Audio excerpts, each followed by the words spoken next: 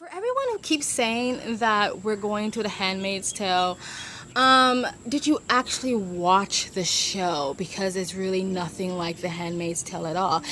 Actually, if you watch the first season of Handmaid's Tale, the reason why the religious crazy government was able to take over because the citizens slowly allowed Big Daddy government to take more and more and more and more and more of their rights, making everything a federal law.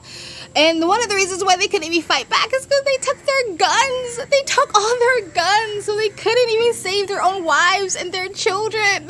Handmaid's Tale was about men and women who kidnapped and enslaved a bunch of women, stole their children, forcibly raped the women, forcibly had them have their babies, and then ripped their babies away from their mother's arms.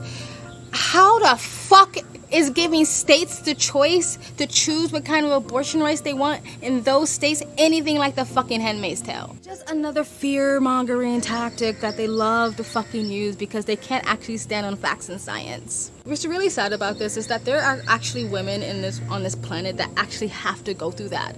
Women who are sex trafficked, women who are enslaved, women who are forcibly impregnated and having their babies stolen just to go back into the sex trafficking ring. These are lives that women actually use, but leave it up to privileged ass fucking spoiled, entitled Westerners to try to appropriate actual women's suffering lives. And the other thing about spoiled, entitled Westerners is that you have so much access to pregnancy prevention. You have so much access to protect yourself, access that women around the world are begging for right now, access that they would give anything to fucking have, because those women have to actually carry their babies long term, and then those women have to give birth to those babies, and then those women with their own hands have to end their children's lives because they can barely feed themselves 1 or half a meal a day, and they rather give their baby a merciful death than watch them starve to death. But guess what those women don't do?